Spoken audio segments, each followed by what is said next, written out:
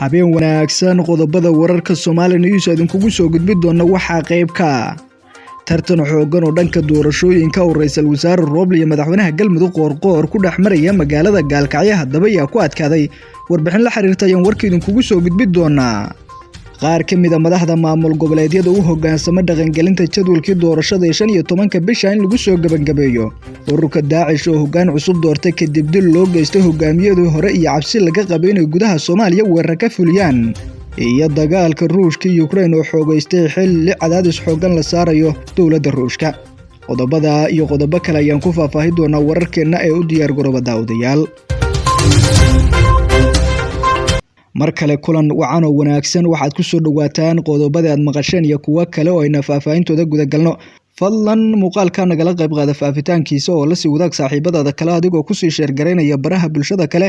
si aad u hesho xogaha iyo macluumaadka halkan ku soo gudbanana ku soo biirbogeena oo folowdiya la egtasaaro haddii ayna ku bilowno magaalada Gaalkacyo koonfurteeda waxaa ka socota doorashada xildhibaanada deegaan doorashada labaad ee maamulka Galmudug madaxweynaha Galmudug ayaa wajahaya cadaadis xoogan oo kaga imaanaya xafiiska ra'iisul wasaare Roble iyo Villa Soomaaliya Galmudug waxay xalay sii daysay guddiga soo xilaya ergada dooranaysa 3 kursi oo ugu adag kuraasta ku dhiman magaalada Gaalkacyo kadib xiisada maalmihii dambe ka taagnaa 6 kursi oo golaha shacabka wali ku dhiman deegaan doorashada labaad ee maamulka Galmudug 3 kursi oo kamid ah ayaa la shaaciyay waxaana lagu dooran doonaa maalinta biriya koonfurta magaalada Gaalkacyo kuraasta sida weyn loo hadalhayo waxa qayb ka ah kursiga Hob 69 kursigaas oo hore ugu fadhiyay Cabdiraxmaan Maxamed Xuseen Odowa waxaana sanadkan dhankiisa la tartamayay Cabdiraxmaan Yuusuf Calaadaal wasiir ku-xigeenka wasaaradda warfaafinta ee xukuumadda xilgaarsiinta labada nin ayaa muujiyay sanadkii la soo dhaafay olole xoogan waxayna sabab u ahaa loolan adag oo kursigaani ay ku wajahilayeen balse waxaa xalay tanaasulay Cabdiraxmaan Calaadaal wasiir ku-xigeenka wasaaradda warfaafinta ra'iisul wasaare Roble iyo Cabdikariin Xuseen Guulood oo isku dhinacay iyo Qoorqoor ayaa hardan xoogan ku dhaxmaraya kuraasta koonfurta magaalada Gaalkacyo Villa Soomaaliya ayaa dhankeeda ka dhaxmarnayn kursiga Hob 60 oo horey tartan adag Gaalkacyo koonfurteeda lagu galay ayaana waxaa gacanta ku dhigay sida xogahayna ka helayna horey tartankaas ugu guuleystay Cabdikariin Xuseen Guulood iyo ra'iisul wasaare Roble oo ka majaxaabiyay Qoorqoor damaciisa ay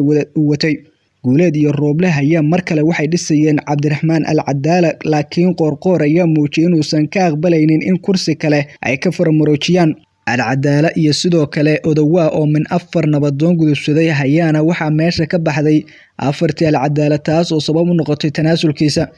kuraasta hadal haynta badan dhankeeda leh waxaa qayb ka ah kursiga Hob 95 musharaxiinta u tartamaysay ayaa maanta qaatay shahaadada musharaxnimo bari ayaana doorashadiisa dhankiisa ka dhici doonta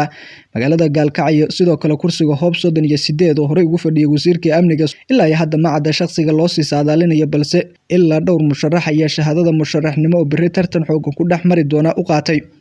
siyaasad ahaan Qoorqoor hogaamiyaha Galmudug iyo ra'iisul wasaare Roble waa si kala fogaanayeen sida ayna xogaha ka helayna wixii ka dambeeyay tan iyo markii la guda galay kuraasta taal magaalada Gaalkacyo hogaamiyaha Galmudug Qoorqoor ayaa u muuqday inuu ka jawaabaya baaqyada dadka wax ku oolka ee Galmudug musharaxiinta mucaaradka qaar ganacsato waaweyn ee Galmudug ka soo jeedaya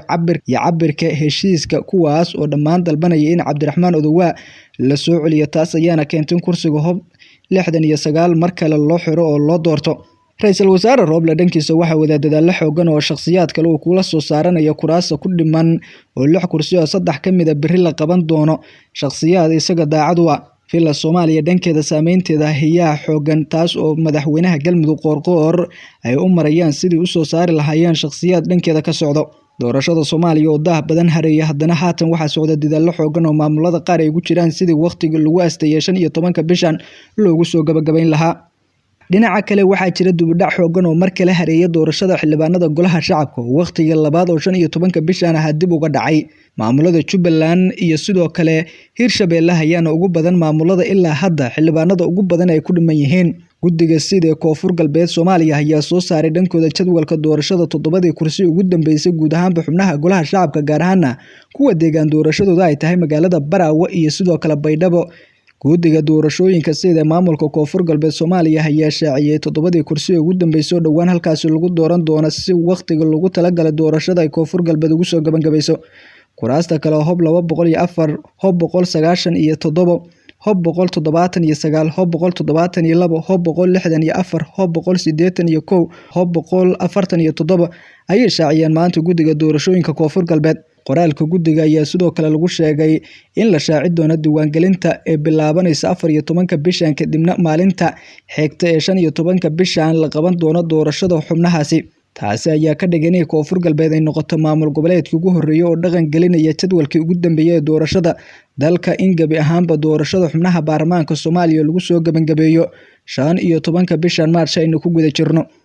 ilaa iyo hadda waxaa socda cagajiid ku aadan doorashooyinka waxaana ugu daran muranka weli ka taagan doorashada Garbaharey ee halkaasi ka taagan. horey waxaa magaalada Muqdisho lagu soo gabagabeeyay doorashada kuraasta gobolada waqooyi iyo kuwa beelaha Banaadir waxaana ku xigi doonta Koonfur Galbeed. doorashada xildhibaanada labada aqal ayaa qaadatay muddo ka badan 1 sano waxaana haatan ay maraysaa meel wanaagsan iyadoo lagu guda galayo doorashada guddoonka labada aqal iyo midda madaxweynaha Soomaaliya. beesha caalamka dhankeeda waxaa ka imaanaya cadaadisyo xoogan oo ku saabsan taas oo hogaamiyaasha Soomaaliya lagu baaqayo in markii labaad ay dib u dhac xoogan wajahayaan ee doorashada ah. madaxda maamul goboleedyada ayuuna ra'iisul wasaare Roble mar kale faraya in sida ugu dhaqsiyaha badan loo dedejiyo doorashada xildhibaanada golaha shacabka loona soo gabagabeeyo. marka laga tago maamulka Koonfur Galbeed Soomaaliya maamulada kale ayaa muuqata inay dib uga dhici doonaan muddada kooban ee ka harsan jadwalkii ugu dambeeyay ee shirki golaha wada tashiga qaranka ay isku raaceen in doorashada xildhibaanada aqalka hoose lagu soo afmeero. markana kooxda Daesh gaar ahaan kuwa ka dagaalama Soomaaliya ayaa ka hadlay isbedel ballaaran oo ku yimid hogaankii guud ee kooxdaasi. bayaan ka soo baxay Daesh Soomaaliya ayaa waxaa lagu sheegay in ay daacad u noqon doonaan hogaamiyaha cusub oo lagu magacaabo Sheikh Abu Al-Hassan Al-Hashimi. sidoo kalena kooxdaas ayaa war ay soo saareen ku sheegay in la bajabaari doonaan howlgallada ay ka sameeyaan gudaha Soomaaliya waa sida Xuseen. fariintan oo ahayd mid gaaban ayaa waxaa sidoo kale ka muuqatay in dagaalamayaal ka tirsan Daesh iyo horjoogayaal lagu soo bandhigay bogga Twitter-ka ee kooxdaasi. kooxda Daesh ayaa dhawaan Sheikh Abu Al-Hassan Al-Hashimi u magacaawday inuu noqdo hogaanka cusub waxayna xaqiijisay in geeridii hogaamiyihii hore Abu Ibrahim Al-Qurayshi kaas oo lagu dilay weerar ciidamada Mareykanka ay ka fuliyeen gudaha Suuriya. kooxda Daesh ee ka dagaalanta dhulka buuraleyda ee gobolka Bari ee Soomaaliya ayaana haatan ku goodinaysa inay kordhi doonto howlgallada ay Soomaaliya ka samayso waa sida Xuseen. dowladda federaalka ee Soomaaliya ayaa ururada nabadeedka dagaal xoogan kula jirta iyadoo waayihii dambe kordhisa howlgallada qorsheysan oo lagu beegsan ururka Al-Shabaab iyo Daeshba. hadalkan ka soo baxay Daesh ayaa ku soo aadaya xilli dalka uu doorasho ku jiro sidoo kalena muddo ku daaday taas oo jahwareer siyaasadeed xoogan uu ka dhashay. markana Ukraine dagaalada u dhaxeeya Ruushka iyo Ukraine ayaa marba marka ka dambaysa sii xoogeysanaya isagoona muddo 2 toddobaad ka badan dagaalka halkaasi uu ka holcayo. dalalka reer Yurub iyo Mareykan ayaa haatan ku baaqaya in si degdeg ah dagaalkaasi loo joojiyo maadaama ay sii kordhinayaan cunaqabataynta ay saarayaan dhankooda dowladda Ruushka. Putin hogaamiyaha Ruushka ayaa sheegay in dhankooda tilaabo ay ka qaadi doonaan dalalka xadgudubyada sameynaya waa sidoo hadalka u dhigay. madaxweynaha dalka Ukraine oo dhankiisa warbaahinta la hadla ayaa sheegay in madaxweynaha dalka Ruushka weerarkii ugu xumaa ku soo qaaday dalka isla markaana ay beegsanayaan caruurta iyo dumarka waa sidoo hadalka u dhigay. taasina uu ku tilmaamay madaxweynaha Ukraine inuu madaxweynaha dalka Ruushka u galay dambiyo dagaal.